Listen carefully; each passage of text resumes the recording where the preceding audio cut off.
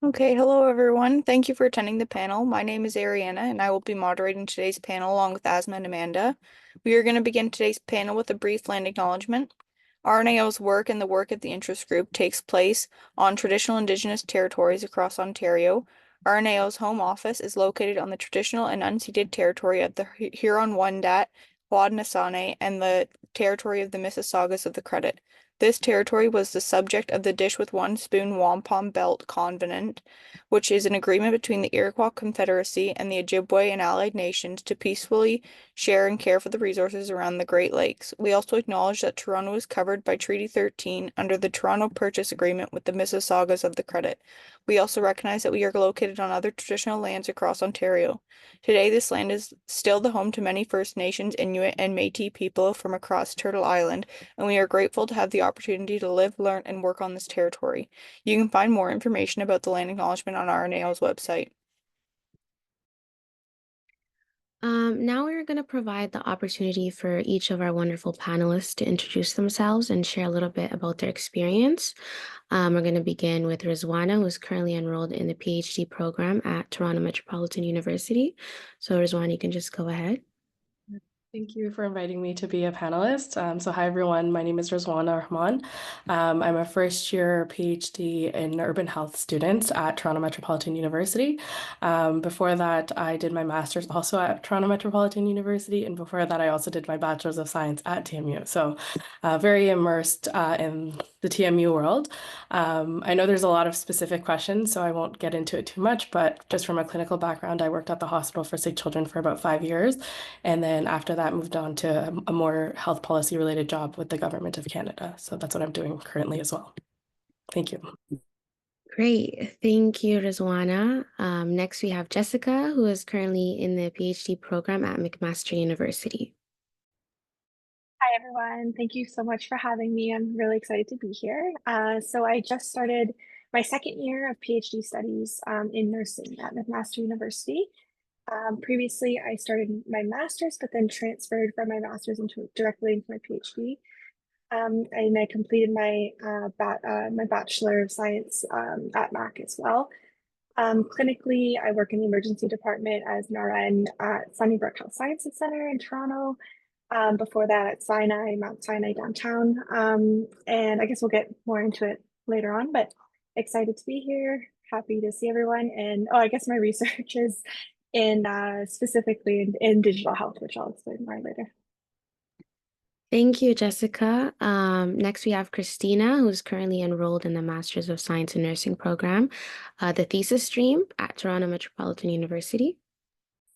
Hi, everyone. My name is Christina, and I'm also a TMU team here. I did my Bachelor of Science in Nursing at TMU. Now I'm doing my master's. And I'm enrolled in thesis stream with the focus on leadership in healthcare policy and education. My clinical background is in the ICU. I work as ICU nurse at North York General Hospital.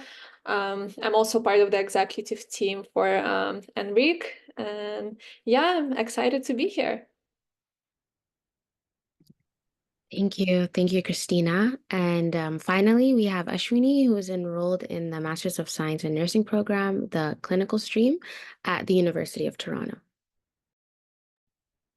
Hi, everyone. Good morning. Thank you for inviting me to be here. Like Asma mentioned, my name is Ashwini Veerasundharam. I am a second year MN clinical stream student at the University of Toronto. So my MN program does not have a research focus. I clinically practice at thoracic surgery and respirology at Toronto General Hospital within UHN. And I've been an RN for about coming up to 2.5 years. I did my undergrad degree at TMU, and I'm very excited to be here and discuss all of this to come.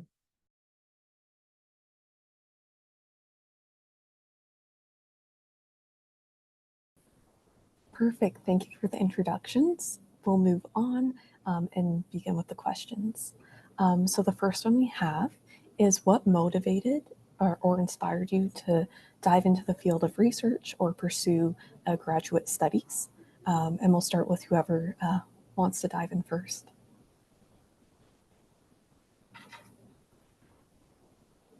I'm happy to start. Pursuing graduate education was always the plan after I finished my BSEN, but the question was sort of when's the right time? And I think a lot of students also grapple with that question. A few professors in my undergrad certainly planted the seed during my fourth year, nearing the end of my fourth year. Oh, like, consider graduate school and, lots of opportunities with a graduate degree in the nursing profession. But truly, without a doubt, if you ask me what motivated me to enroll in grad school soon after I started clinically practicing, it was my parents. I applied earlier than I anticipated on doing so, and it was definitely my mom and dad who pushed that needle forward. I don't have any regrets because it's been a fantastic journey, but I was pretty adamant on having clinical experience prior to starting my MN program, and I think there's definitely value to that, just so that students doing graduate education understand the realities of the profession and have some experience as they have these conversations within their classes.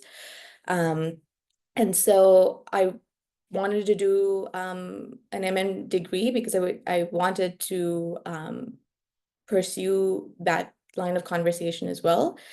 Clinical practice is an essential component to that, not only because I enjoy the hands-on aspect of nursing and then the critical thinking that comes along with it, but it was really important to me that I understood the realities of the workforce and the struggles, but also what patients were going through and their experiences as they navigated the health system.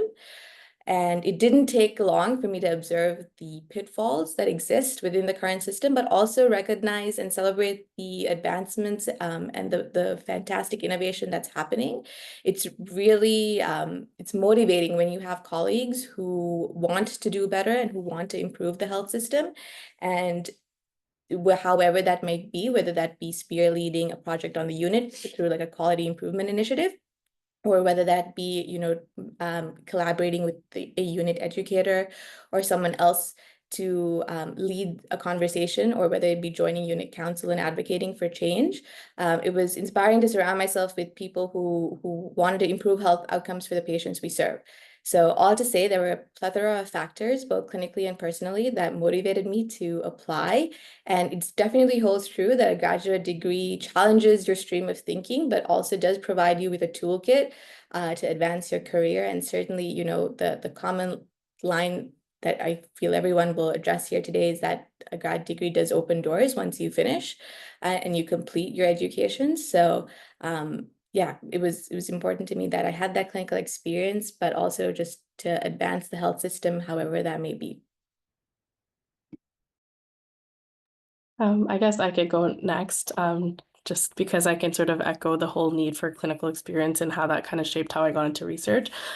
So initially I didn't think that I would go into research. I thought that I would apply for the NP stream, and I worked at SickKids for 2 years after graduating and said, you know what, it's time to apply. So I actually asked a professor who was very close to if I could get a reference letter.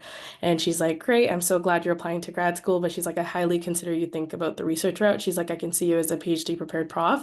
So it was a very like last minute, like, oh gosh, like the entire time I thought I was going to be an NP, like this is what I wanted to do.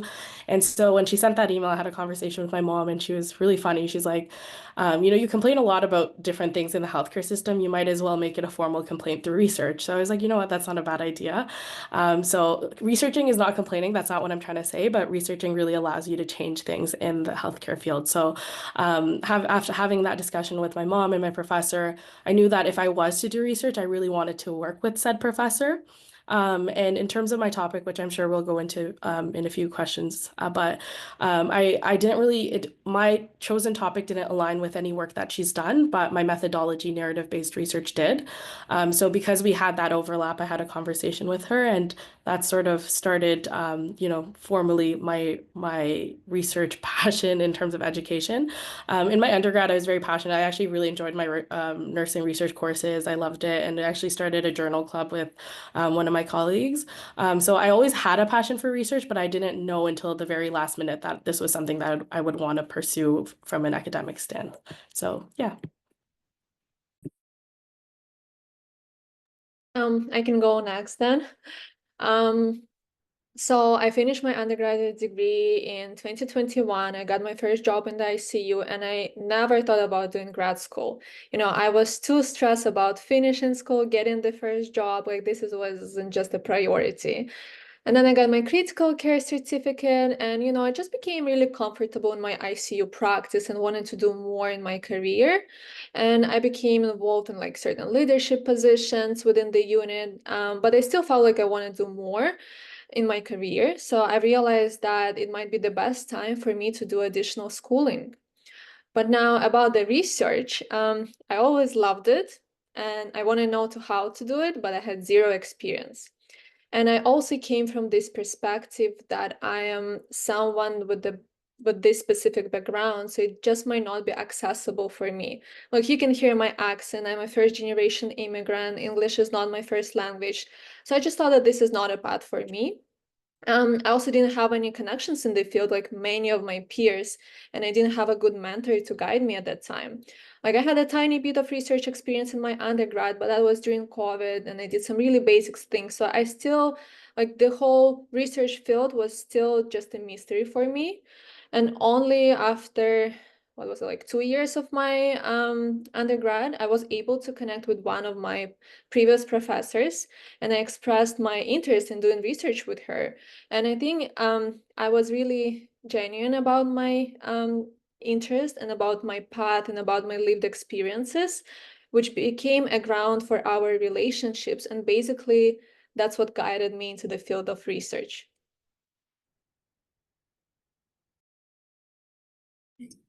Okay, I guess it's my turn. So I took a little bit of a different path. I graduated in 2015 with my bachelor's, and then I went straight into Emerge and started working. And similar to Ashwini, I shared the same experience where I always knew I wanted to pursue graduate studies. It was just a matter of when. And so I worked, and while I was working, I met some great mentors along the way, and they got me involved in the quality improvement projects and smaller unit projects. And I thought, oh, this is so interesting. I come from a background of engineers. I'm the first nurse healthcare professional in my family. And so I was always taught, like, always ask why. And so I went into nursing with this like curiosity that I just could not feed enough. And so my mentor actually was like, why don't you apply to graduate school? If you're like so curious about everything, why don't you apply to graduate school? So I did. And then post COVID, both professional and personal experiences, I came across digital health in this like rapid and ubiquitous introduction of virtual care and remote monitoring. And that's where I quickly found my niche, and it allowed my imagination to really run wild. I really like the creative aspect of graduate studies, and the ability to be curious, the constant asking why, the ability to just let your imagination run and create whatever you really want, and what you think would benefit patients in the end. And so that led me into the PhD program, and the idea of being able to create something that will help people, but also study something that I found so incredibly interesting in really intense detail, that enticed me to transfer from the master's into the PhD program.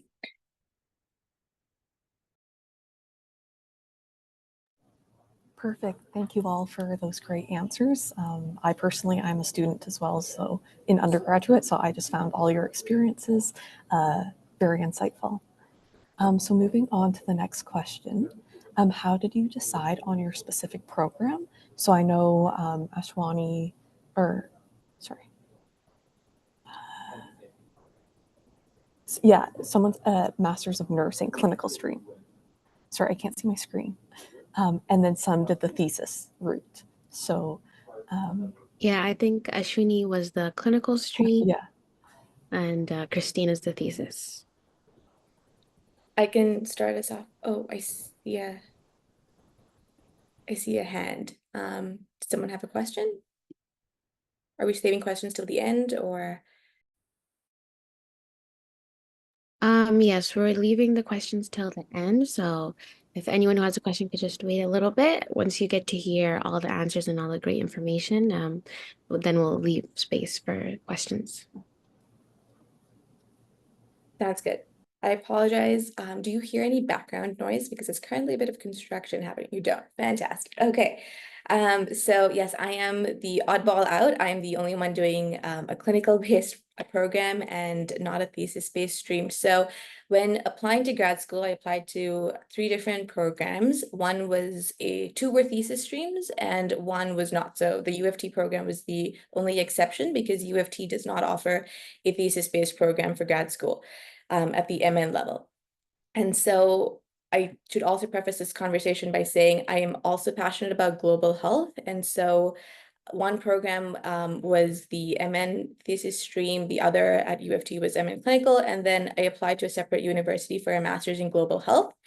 And sort of when decisions came about and when I had to sort of make up my mind on what I was going to pursue, I thought it was really niche that U of T offered both the option to do a master's in nursing and then a collaborative specialization in global health.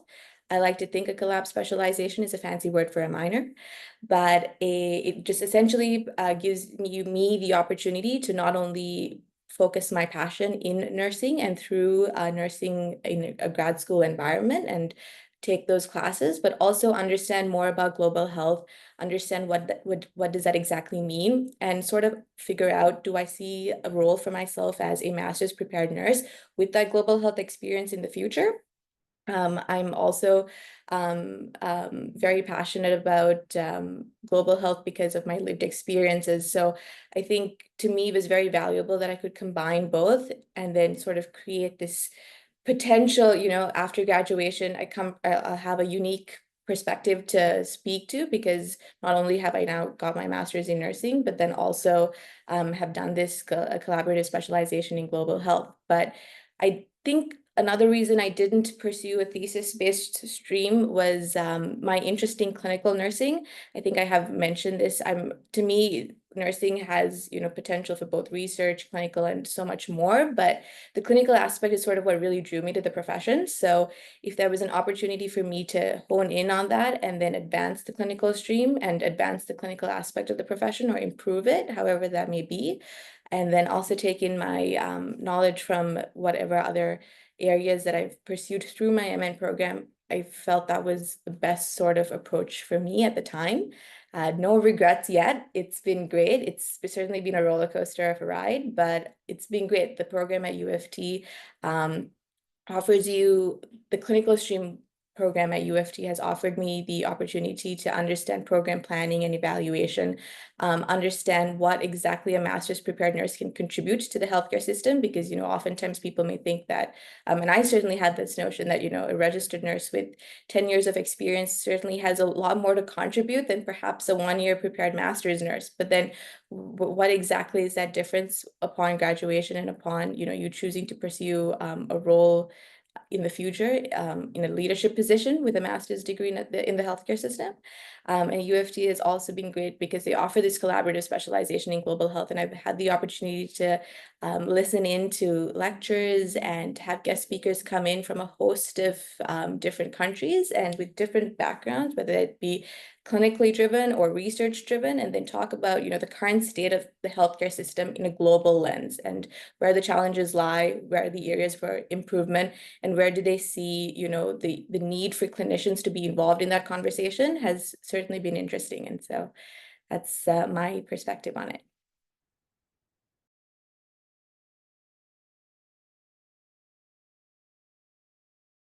Christina, you're doing your master's and you're doing the thesis stream, right? So perhaps I can Yeah. speak about this. I just thought we were gonna go in the same order, but that's fine. Yeah, so I have initially applied for NP program at U of T, as I thought that for someone with a strong clinical background like mine in the ICU, that would be practically the only pathway to take. Now, the professor that I have connected with after my undergrad and asked to become my mentor advised me to apply for a thesis. So it was kind of similar to Rizwana's pathway in this sense. And my prof shared with me this idea that doing thesis would be, so to say, a safer pathway if I decide to pursue a PhD, let's say, like in terms of admission requirements and in terms of preparation for PhD program. Now, it's still possible to do it with any kind of master, but it was just sort of, to say, a safer one. So I applied for everything without a particular path in my mind. I applied for U of T&P, TMU thesis stream, and here's when I got in trouble because I got everywhere. And now it was important for me to engage in some sort of self-reflection and think what I actually want to do. Because from one standpoint, the majority of my colleagues got into NP program and at the same one, and I would have like a good community of support. On the other hand, research was still a very unknown field to me, and I always wanted to be a holistic provider in a sense that I'm good with my clinical skills, I'm good with my leadership skills, advocacy, and research. So that was like a stepping out of comfort zone decision for me.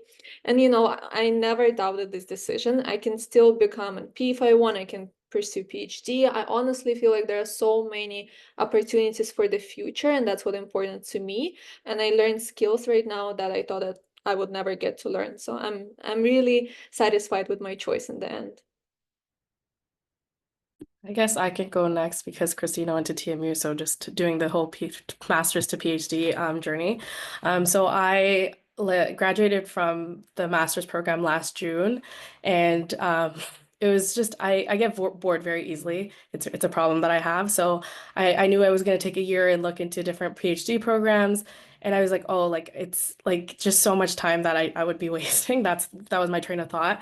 So I very impulsively sent a message to the program administrator and I said, hey, are there any spots open? There's only 5 spots that are available at the PhD Urban Health program.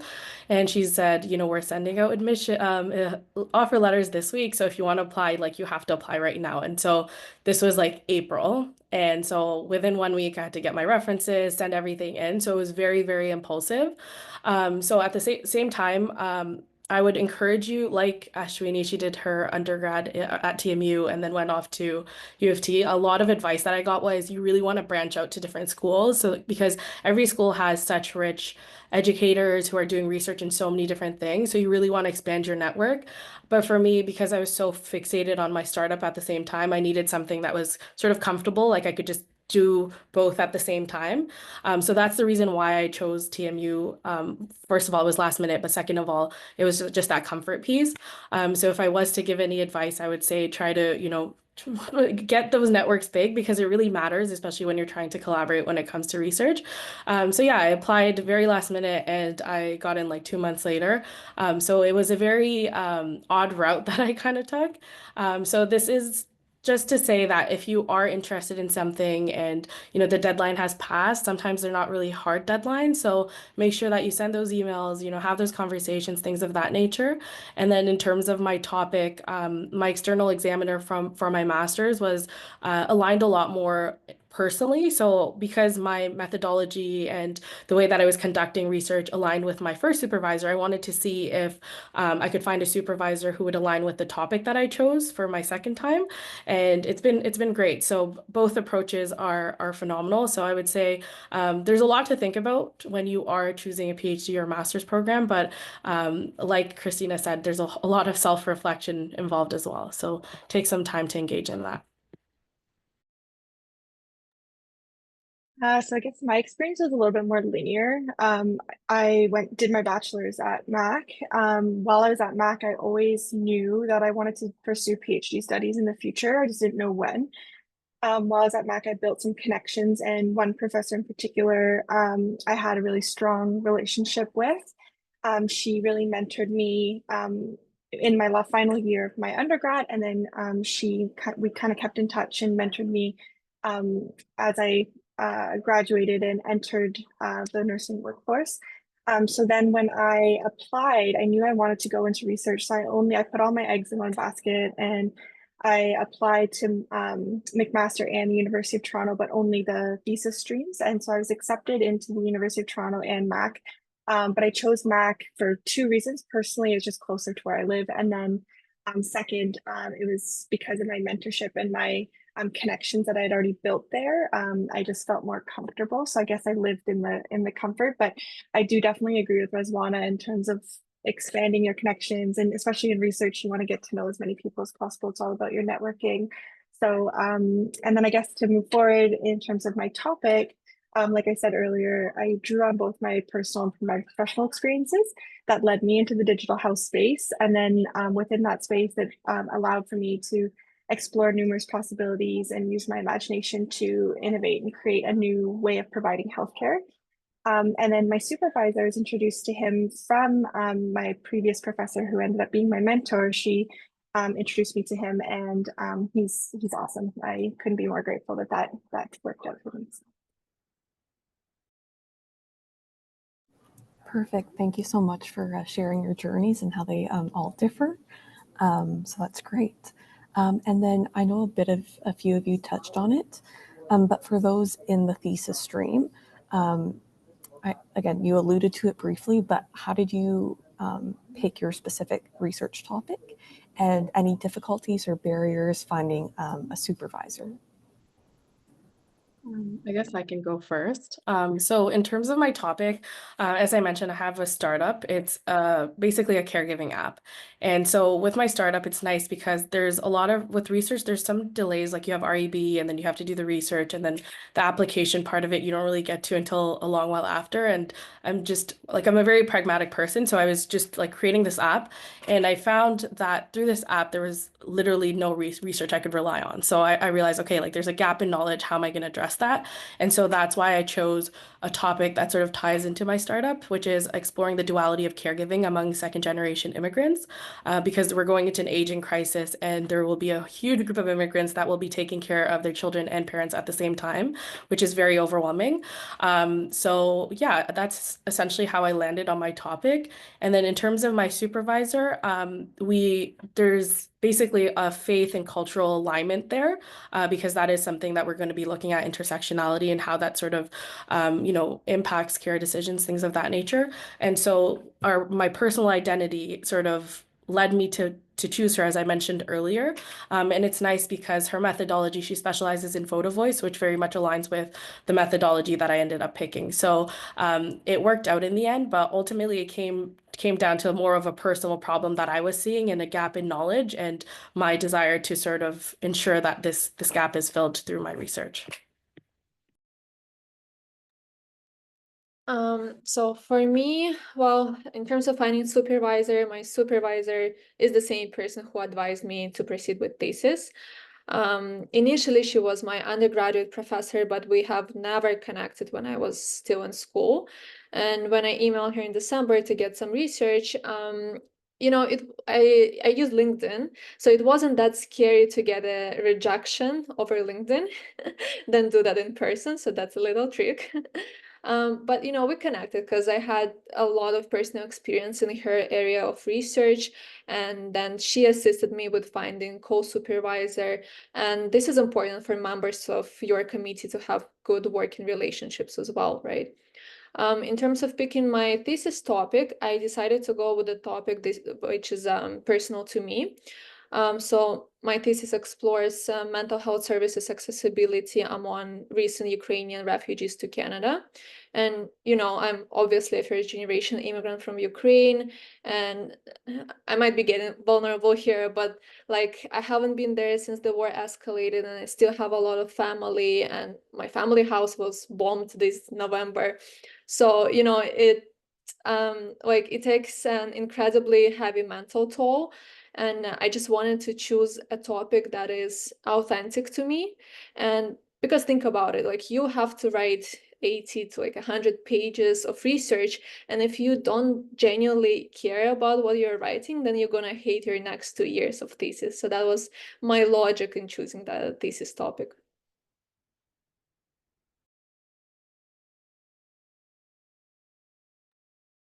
I guess I alluded to it earlier, but so I'm in the realm of digital health, but my specific PhD, my thesis is I'm leading an international study that focuses on the design, build, and testing of a social virtual reality program for patients diagnosed with cancer. So far, my program has been, my first year was a mix of coursework, research with my supervisor, developing my protocols, and some leadership opportunities, international collaborations, which I can talk about in a bit.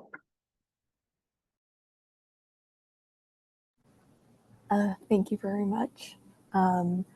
So we did allude on it a bit, but just in regards to expanding on your research experiences, and if any of you did any undergraduate research. So yeah, if you wanted to allude to that.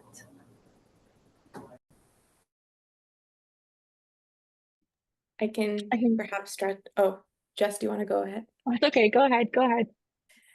So considering I'm the only one not doing a thesis, maybe I can talk about a bit of RA work that I had the opportunity of doing. Beginning second year, I received an email from a professor that I had a class with in first year asking me if I would be interested in a research assistant opportunity. And it never struck me that these kinds of communications and conversations could be happening between a prof and a student, because we'd never spoken about research. We'd only spoken about classwork and coursework and grades and assignments and papers. So definitely building a relationship and rapport with your professors, especially those you have an interest in or those whose research aligns with your career goals or your research interests as well, is certainly important. And so I was very lucky and very privileged that I had that opportunity in second year. It wasn't an extensive RA role. It was sort of getting my feet wet into the field of research, where I think it was something along the lines of me maintaining study logs and recruiting participants and doing transcription, but beginning steps of the research process. And then over the next couple of years, I did have the opportunity of being involved in other research related roles, all within my undergrad program, and the power of reaching out and sending an email. So I know Christina spoke about LinkedIn and not having to deal with the rejection. I am lucky to say that I've emailed professors who have been positive in responding to said inquiry about different research roles and positions that exist, and just sort of reaching out to a professor and asking if they have any opportunities available, how you can get started, whether if it's with them or with a colleague of theirs, if you can even shadow just to see, what exactly this hidden field of research is. Like, I feel as an undergraduate student, you take classes where you don't really get involved in the process itself unless you choose to pursue graduate education. So I was very lucky, again, starting in second year. And then in fourth year, I had a professor who sort of got me involved in the REB application, doing interviews with participants, and then helping me, understand how data is analyzed. And all of my research experience has been within qualitative analysis. And so it's been a really fulfilling cycle where you start with something very small, whether that be like transcribing interviews and things like that, and then doing an REB application and understanding what happens to the data that is collected and how researchers analyze it and break it down into something that is then compiled and entered into a manuscript for publication and presenting at different conferences. Not only does it expand your research toolkit, but it also gives you confidence. I had the opportunity to present at a conference through work about a specialty, a surgical specialty that we focus on clinically at on my unit.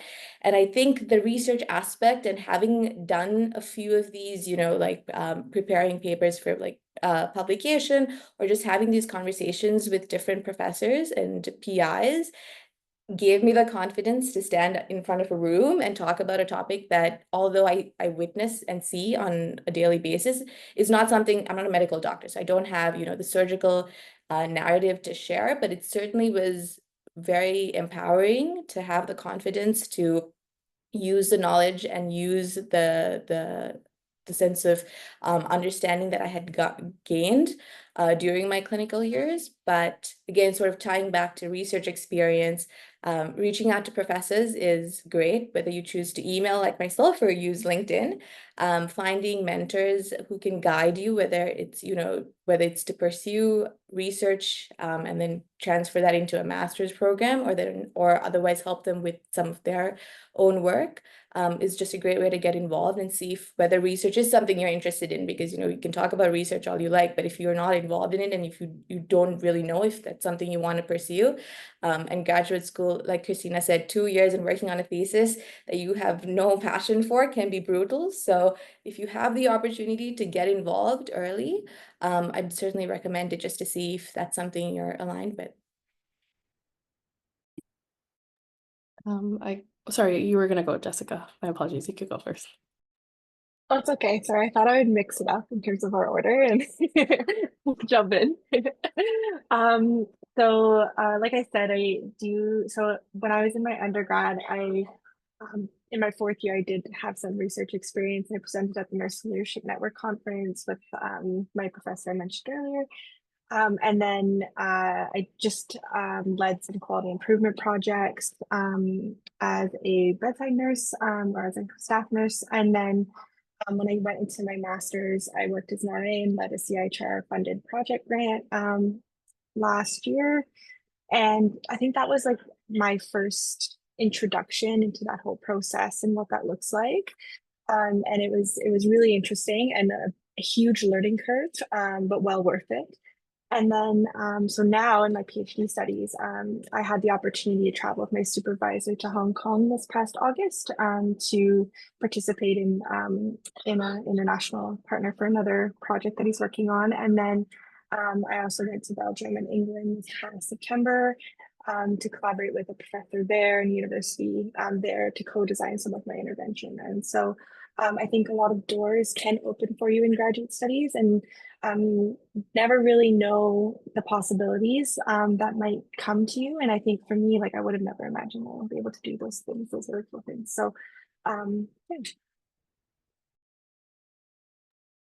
I guess I can jump in now. So I think in terms of, being an undergraduate student, there's a whole, well, a lot of my friends, they fall into this trap where they're done their undergraduate and then they reach out to email their professors about references, and professors like, I don't know you, so do a project for me so I could actually speak to your skills and expertise. So one thing that I would highly encourage you to do is to get to know your professors while you're a student. And this sounds really silly, but when I was doing in my first year, I couldn't find the radial pulse. Like I literally couldn't find it. And I set up like a meeting with my professor during office hours. And it was very embarrassing, but I was like, if there was a life or death situation, I need to, actually feel this pulse. And the case was I was pressing down way too hard because I was so stressed. So just that conversation led to other conversations, and I was passionate about like powerlifting, and I was like, how can I merge this with nursing? And I would just speak to her like occasionally throughout my undergrad. And just because we built that rapport, whenever there were any cool opportunities for students, like I would be the person that she thinks of, right? Like, so I would say, don't be afraid to speak to your professors. They're very passionate about bringing students on, mentoring students, things of that nature. And, I would say like single-handedly, that relationship that I had with that professor led to so many opportunities. So I didn't have to email anybody about anything. She would just kind of be like, hey, this is great. You should consider applying or doing this or doing that. And also like going to events, like everyone that showed up, great job. Like there's always networking opportunities to be had in events like this. And another professor that I published while I was in my undergraduate life was there was like a forum, and I showed up and I asked a very silly question because I genuinely didn't know the answer to it. And she loved that. And so she reached out to me and she said, I'd love to do research with you. Are you interested in publishing this manuscript, this and that? So I would say it can be quite frightening. And like I had a lot of anxiety throughout my undergraduate life. So it can be scary to put yourself out there. But in smaller spaces like office hours, things of that nature, don't feel afraid to like network with your professors and just show up. Sometimes it's just showing up and just you think of a question, you're like, I have to ask this question, just put your hand up and ask, because those are the kind of things that led to opportunities for me. So All right, I'll go last. So, well, during my undergrad, I didn't have much experience. I did a little bit of research assistant task, but that was during COVID, online, mostly like literature reviews, which is something that, we do for our papers as well. So it wasn't much. And I was quite shy to connect with others. But here's a good point. It's not the end of the world if you didn't do anything during your undergrad. Okay, there are many more opportunities that you can find after as well. In my grad school now, outside of thesis, I started to work on a lot of projects with my current supervisor and with some other profs. And, that's what a good supervisor does. They provide you with opportunities. Not everyone does it, unfortunately, but many do. So now I have worked on a lot of different manuscripts, in all sort of like different areas, wrote abstracts, presented at conferences, did some grant writing, some, mentored students. So it's all possible to do. When you're a grad student, they also give you many other opportunities like to develop your skills. Like you can become a teaching assistant, which was great. I could finally understand how my papers are being evaluated when you work from inside. And now I'm not sure if many of you will have a connection to this, but maybe it can help some people. Like, I used to judge my writing skills, my communication skills so harsh. I thought that I'm so far from being any good, but those are skills, and skills you can develop. And it gets easier with time and practice. So don't worry about it. You'll get to any point that you want to get to. Great. Thank you guys so much. Our final question here is a question for all the panelists. How did you find the application process for graduate studies? What is something that you wish you would have known during this process, or is there anything you feel is important for those interested in applying to graduate studies to know?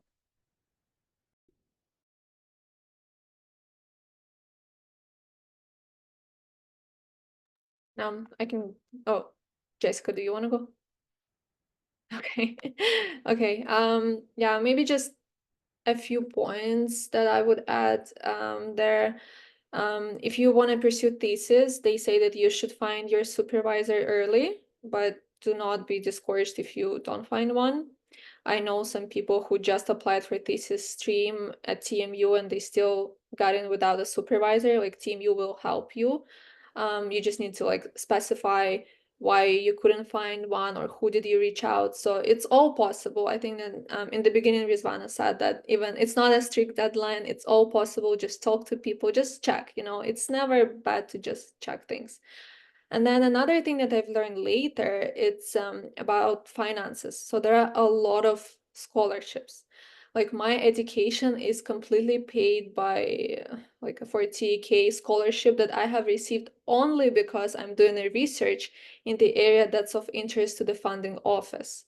And there are so many really prestigious scholarships that you can apply, and not for thesis, but also for NP stream and any other stream. So I would encourage people to find as many opportunities as you can, because what happens often is that people just don't know about those scholarships, or they just don't want to go through the whole application process.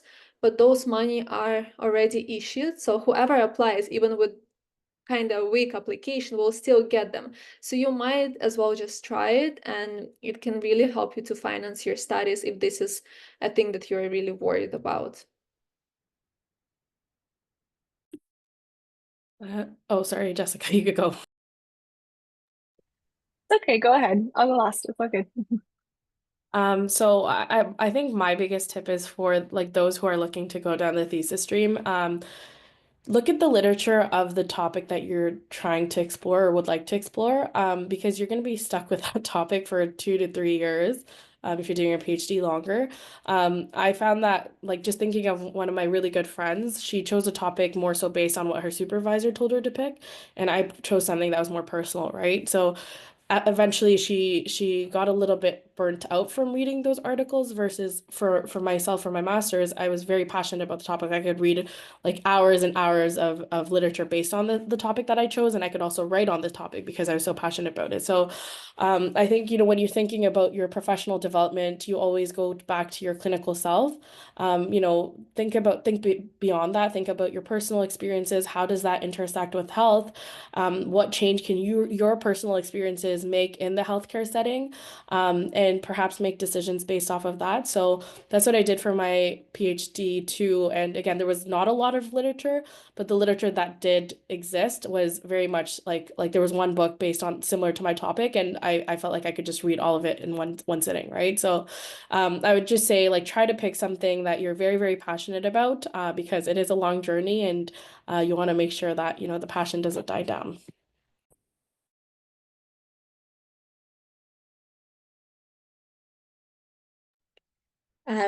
Regarding my experiences applying to graduate school, I felt the application was not daunting, but certainly not straightforward.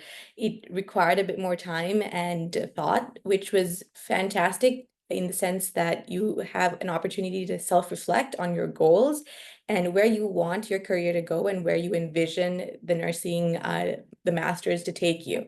So a crucial component I found was talking about, you know, your leadership experiences, any employment opportunities you've had, and how that all sorts of ties into your personal philosophy of nursing, or, you know, your goals and vision for what you'd like your future career to be.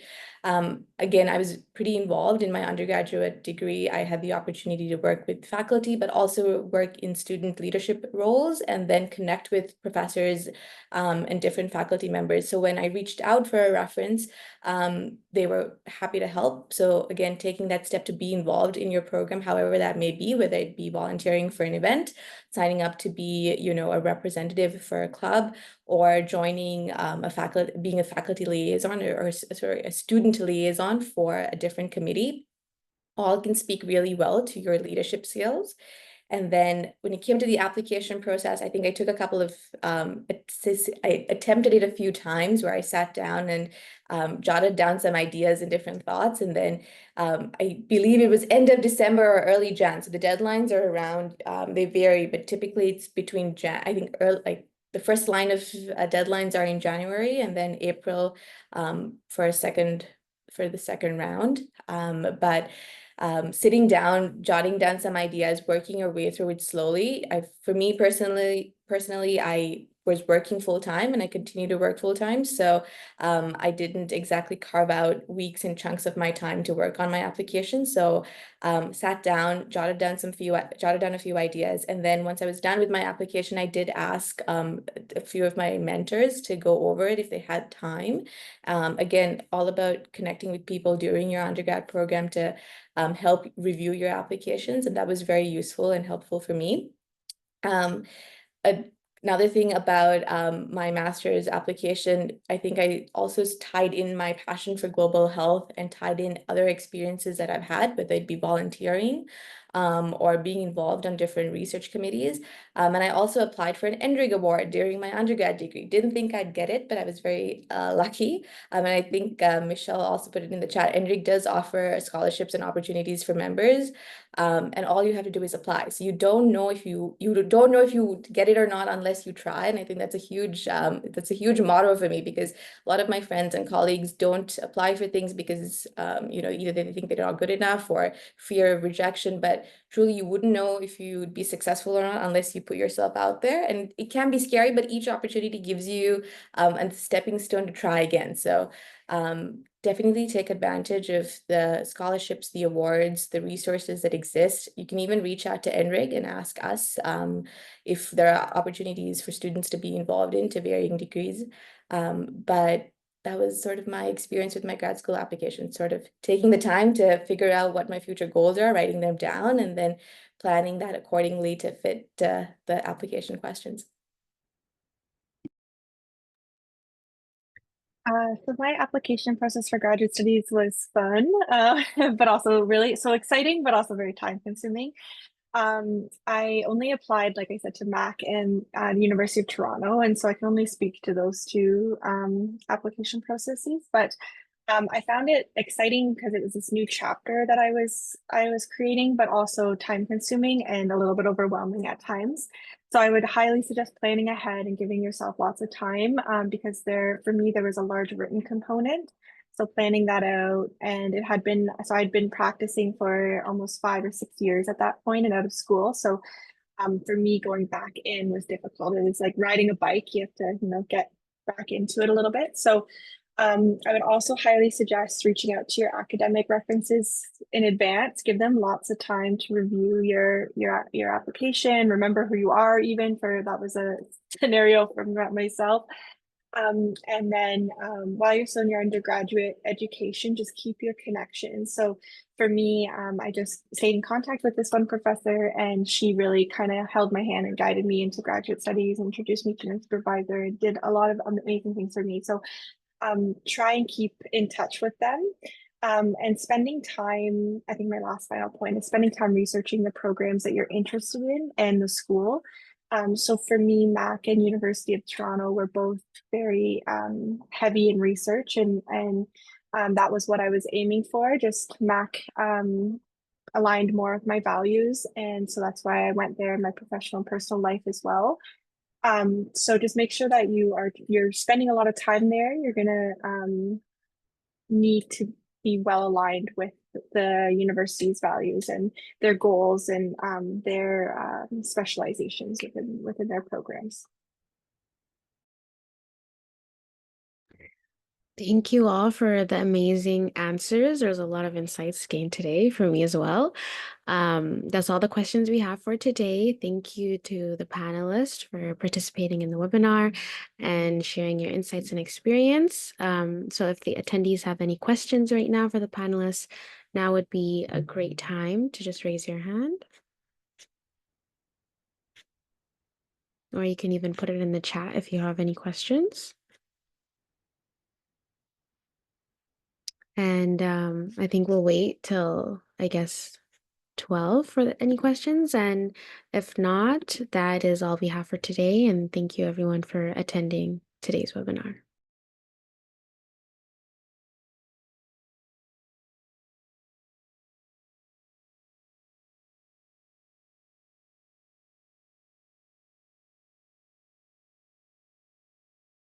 So we have a question. Mandy would like to ask, what's the appropriate time to apply after undergrad? Anyone can feel free to answer that question. I think it depends on like whether you want to go down the NP stream or not, because with the NP stream you actually do need, like, I believe 2 years of clinical practice. Otherwise, I think it really comes down to you. Like, I know some students that started their thesis right after graduating.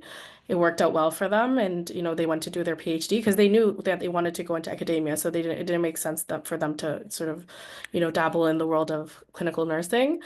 So I think it really comes down to, do you know what you want to do? Do you want to keep your options open? If you want to keep your options open, you're not sure if you want to do NP, you could start off with the core stream. If you know you want to do an NP right away, you could go into a combined program. But I would say just take some time to reflect and also speak to your professors early on, because in my case, I didn't know till the very end. So that's what I would share. I can jump in as well. Again, like Rizwana mentioned, checking the program and the stream that you are applying to. When I applied, I was coming up to a year of clinical nursing experience. So that really did limit me in the sense of what kind of programs I could apply to. So no, I couldn't apply for an NP program. UFT also offers an HSLA stream, a health systems leadership and administration stream, which also requires roughly about 2 years of experience. It doesn't mean you need to be at the 2-year mark, but it does mean at the time, if you were to be accepted into the program, you would have come to the 2-year period. So the time of application, you could be like 1.5 years into it. But I was not there. So in terms of timeline, it really does depend on the program. It's not limited in the sense that there are no programs you can apply to. Clearly, I'm a fantastic case of this. It's just doing a bit of research to figure out which programs that you'd be a good fit for. And then also in your application, you'd have to sort of speak to some of the work that you've been involved in and why that makes you a strong candidate. So Jessica certainly alluded to this when she said looking up the vision, the mission, the values of the institution that you're applying to, but also sort of the core elements within the program and speaking to why that matters to you and how you plan on utilizing that to your advantage and leveraging it. No ideal time, but personally, I think having a bit of clinical experience is useful when you are in grad school and you're having those conversations. It's not a make it or break it kind of decision, but it certainly leads to a more fulfilling conversation and also gives you sort of some insight into what exactly the current state of the health system is, and then using the concepts you learn in class to sort of piece that together. But again, I have had friends who applied straight out of undergrad, and then there was me who did it a year later, and then friends who did it much after that as well. So yeah, that doesn't exactly answer your question, but it's like a varied timeline. Okay, so we have another question. Is anyone planning on becoming an NP? And if so, why did you not complete a direct MN NP program? I'm not sure if anyone is. Is anyone? So I think I touched upon this. I'm not sure if I still want to get my NP certificate, but it's an option that I have. For me, it was as I mentioned, that it was the advice to pursue thesis stream to have more options for the future. If I want to get to the PhD program, I'm going to have enough research experience, and it's going to be just easier with PhD program requirements to get into there with thesis experience before. It doesn't mean that it's impossible. It's still possible, but it just one of the factors that you might have to consider, and I just wanted to get more research experience specifically. Now, after you complete your master, you can still do your NP certificate. It's not a problem, it's just 1 year. So I think that's what I like, that you have a lot of different options that you can consider. Thank you. So we have another question. The job market is changing a lot, especially in healthcare. Is grad school becoming a requirement for leadership positions? Experience matters as well, I know. So I think they want to know if grad school is becoming more of a requirement. Before we go into that question, I just wanted to say, in terms of my PhD program, there's 5 of us, and three of the students came from like their NPs.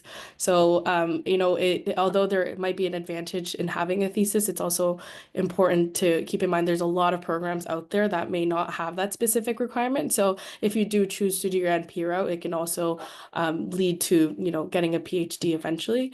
But for some programs, it does give you an advantage to have a thesis. So like Christina mentioned, like the door is not closed, it's always open. So that's something that it is important to keep in mind.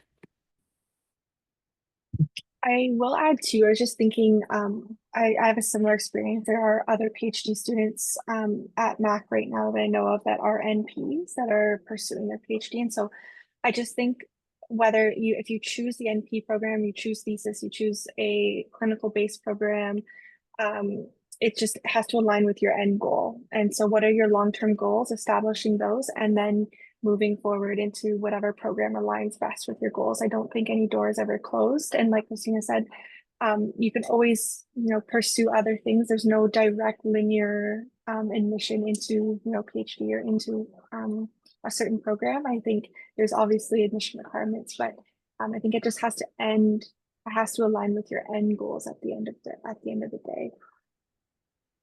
I have one other point to add to address Mandy's point in terms of what is appropriate time to apply after undergrad. I think that it's when it's perfect for you. I think it varies person to person. And for myself, though, I do find that my clinical experience really informs my research, informs my projects. And so I do think that is an important piece, that you maintain your clinical practice, or you have a base clinical practice while you are still going to school, while you're pursuing graduate education.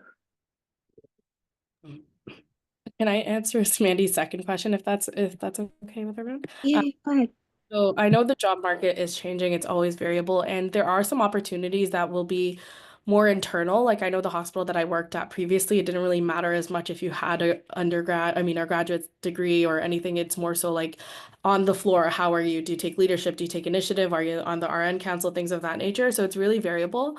But with that being said, like Jessica mentioned, grad school has opened a ton of opportunities. Like there's conferences that you'll attend, networking sessions, things of that nature, even scholarships. So I would say, in just like reflecting on my CV, like the amount of things that I did at grad school happened because I was in grad school, right? So in terms of employability, things that, one would look at, the opportunities are, there's a plethora of opportunities when you do go to grad school, which will help you stand out. Whether grad school itself is gives you an advantage, sure, it may or it may not, but I would really say it's just so much more than school, right? It's the experiences that you take part in and how that looks on your CV as well. So that's also important to keep in mind. Perfect. Thank you. Those are all great answers. So we have another one. Thank you very much for getting this information out to us. I have 2 questions. I'm finishing a bachelor that is online, so I'm advised from my professors. I do have many years experience, but when it comes to references or how to get enriched with opportunities, what do you recommend? So we can do that one first. Oh, sorry, I'm just gonna quickly chime in again. I think that there's so many opportunities beyond your school. So like NRIG, for example, different organizations, RNAO, like I think a lot, like even on LinkedIn, try to network with people because I feel like the more people that I have on my LinkedIn, like I'll randomly see, oh, there's like a forum for this or something that like sort of aligns with my interests. So if you are in an online, educational settings, I would say like look for things that are external, like external of your educational setting. So any like networking events, going to conferences, just reaching out to professors. Like if you find their article interesting, they always have an email that you can reach out to. So those are some of the avenues that you can explore. To add to that, I think that COVID really changed everything. I don't think, well, maybe a few, but most of my research experiences have been online. Like I have not seen any study participants in person. We do everything through Zoom, right? So you can still connect with your professors by maybe arranging the meeting, because it's good to have that, verbal communication, but it doesn't have to be in person. So you can still connect with people and ask them for opportunities. That would be my additional advice on top of what Rizwana said. Great. And then now we can do their second question. My second question is that I am interested in advocacy. It seems like my interests, mental health, and my, perhaps we could say, character is less research and more in line with that. Do you have any suggestions for me?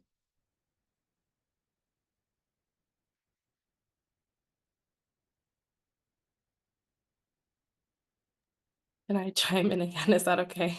Yeah. I Thank think you. research is advocacy. Like the way that I see it is a lot of like, there's one professor that I met just last semester through my courses, and all of her work, manuscripts, it always ties back to advocacy. So I would say if you are very interested in, advocacy in the context of mental health, get some experience, go on the unit, see how it is. I did a year at CAMH and there's so much advocacy work that can be done.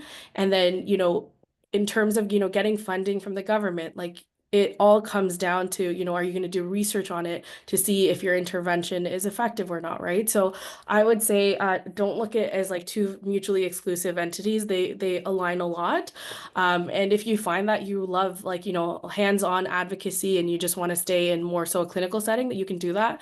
And then you could pursue research on, right? So it's always an option that takes place later on.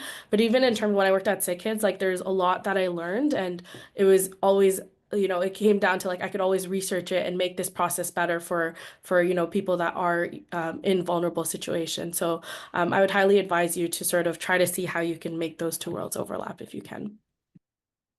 I will just echo what Rizwana just said and just say, I think like advocacy, can't view it as a silo. In my mind, I think of advocacy, you could advocate from a leadership perspective. You can also advocate from a research perspective, but you can also advocate as a bedside nurse. So I think it just depends again, previously what I said in terms of like your end goal. Like, do you want to be in a leadership position and advocate within the mental health sector, or are you looking to research and change things? I think it just depends on your end goal and your definition of advocacy and what you see in the future. I think that was the last of our questions. Thank you so much. I'd like to thank the panelists again for being here and answering all the questions. And I'd like to thank the attendees for asking all these great important questions. So thank you all for attending the webinar today and have a great rest of your day. Thank you.